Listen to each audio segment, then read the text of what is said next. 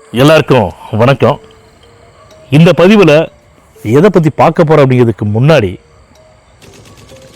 எங்களுடைய heartbeat YouTube channel சார்பாக உங்கள் அனைவருக்கும் இனிய காணும் பொங்கல் நல்வாழ்த்துக்களை தெரிவிச்சுக்கிறோம். அதாவது மக்களே, இந்த திமுகவும் அதிமுகவும் இலவசங்களை அள்ளி அள்ளி வீசுகிறாங்க. கேட்கவே ஆச்சரியமாக இருக்குது இல்லைங்களா? யார் வீட்டு காசு மக்களே இதெல்லாம்? திரு ஸ்டாலின் ஐயாவோட அப்பா வீட்டு காசா, இல்லை ஸ்டாலின் ஐயாவோட காசா, இல்லைன்னா ஸ்டாலின் ஐயாவோட பையனோட காசா, அதுவும் இல்லை ஸ்டாலின் ஐயாவோட பேரனோட காசா? நீங்களே சொல்லுங்கள். யாருடைய காசு மக்களே? நம்முடைய காசு, நம்முடைய தாத்தாவுடைய காசு, நம்முடைய அப்பாவுடைய காசு, நம்முடைய காசு, நம்முடைய பசங்களுடைய காசு. அப்படித்தானே மக்களே? யாருடைய வரிப்பணத்தை வாங்கிட்டு யாருக்கு இலவசங்களை கொடுக்கறது சொல்லுங்கள்? எதுக்கு இலவசங்களை தரீங்க?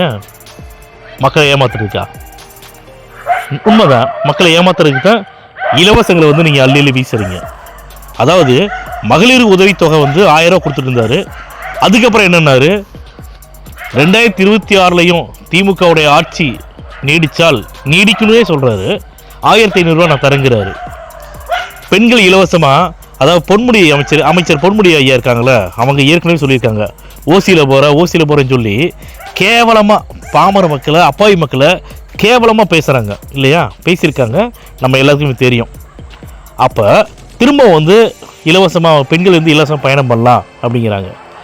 இன்னொரு சைடு இவர் 1500 ரூபா தரேன்னு சொல்லிட்டாரு மகளிர் உதவித்தொகையை. அவர் அங்கே எடப்பாடி ஐயா அவர் 2000 ரூபா நாங்கள் உதவித்தொகை தரோம். அதுக்கப்புறம் பெண்களுக்கு தான் இலவசமாக பேருந்து விட முடியுமா, நாங்கள் ஆண்களுக்கு இலவசமாக பயணம் பண்ண வைக்கிறோம், அவங்களுக்கு எந்த ஒரு சார்ஜ் பண்ண மாட்டோம். அவர் அந்த இடத்துல ஏங்க, யாருங்க நீங்களா?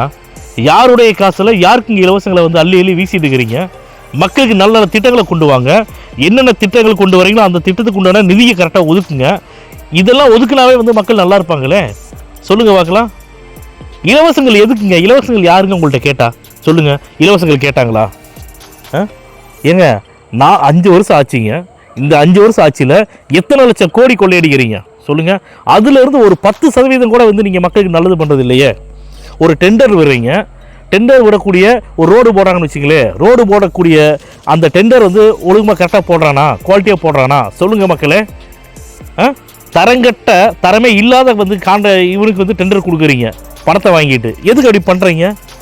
மக்கள் சீரழிகிறாங்க. இதெல்லாம் மாற்றணும்னா விஜய் தான் முதலமைச்சர்.